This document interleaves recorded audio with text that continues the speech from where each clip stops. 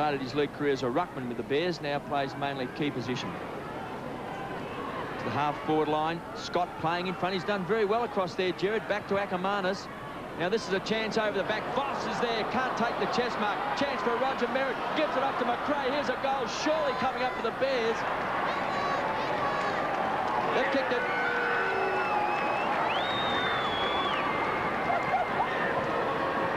Beyond him to kick this. Goes short. McRae, who was pretty good in the opening turn. He missed an easy one, what looked to be easy from about 15-20 out, and then goaled on his right leg, which is the non-preferred for him, along the ground. And he kicked one off the ground too into the point post, so he had a few opportunities, McRae. Said earlier how good he's been in his opening season of AFL footy. The 21-year-old from 55 metres. Good-looking kick, that's a goal. 2 goals to Craig McRae. And Jared, another one in a hurry. Nat Lee couldn't hold it. Jamison's hands to Connell, to McGuinness. Forced him into a bit of trouble. Sidestep was okay, took too long. Chance for Fletcher to make him pay. Will it come back? It has! That's going to sting. 3-2 to 4 points. Side to create loose man to Ashcroft, who now kicks long, looking for Roger. Playing in front. Look at the pace of Roger. He'll play for another 10 years. Kicks a long bomb. This could bounce. It could skid through. It has. Well, that's the best goal Roger Merritt's ever kicked in his life. That was just inspiring. Get it back towards the 50. Off hands, Jarman's little give. Jamison didn't get a clear kick away. Merritt punches it out cleverly. Lappin back to Lambert. Lambert's kicks a very good one, a beauty. Good mark by Hart. And Brisbane are right on top here. Would have bounced through for a goal anyway, I'm pretty sure, had Hart not taken the mark. But he was committed, went for it, and held it. So Sean Hart from the goal square to put the Bears 5 goals in front. He's got it. Well, there's a stunned silence around the ground here now. 5-2 to 4 points. Has been his tagger. Smart just trying to crash his way through. Hughes in there once more. Tyson Edwards for the Crows. Comes back to Magic McLean outside 50. It's a long bomb. This can bounce through too. It has.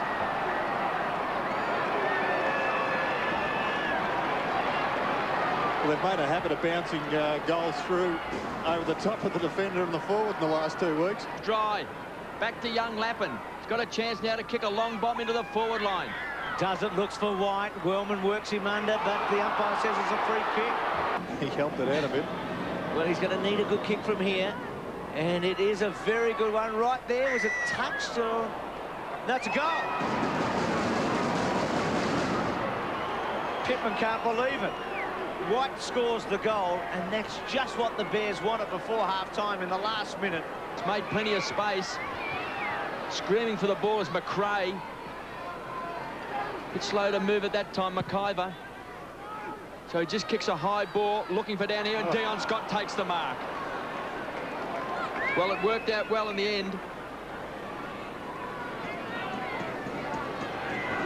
Formerly of Sydney Swans, as we see McIver. And Scott, who hasn't played many games in his 6 years of AFL football, had a bad neck injury when he played with the Swans.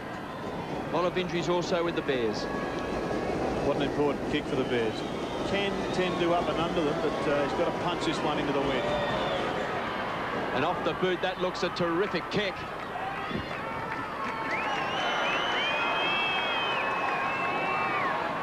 Marked by White. So that's the White plays on. Looking for the short one to Fletcher. Caught by Jarman. Voss's hands were brilliant. McRae kicks his third. Well, about to say that White had made a bad mistake, but the Voss handball was the winner there, so quick to McRae. Brown courageous mark by Hart, that hurt at the back. Gets it out to Magic McLean. He goes wide. White got a very bad bounce. Chance though here. Ackermanis on. Goes for goal. Good kick right there. It's through. Another one. Well, it's in the goal square. You know how good he is in a one-off situation. He leads, takes it and marks it. Gee, that's exciting football.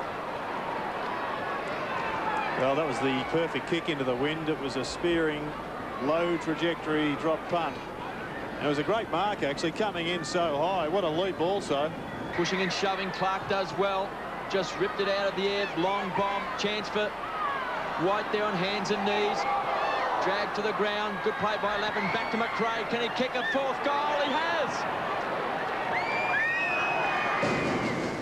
No, quite superb. McRae was brilliant early, particularly with his goals.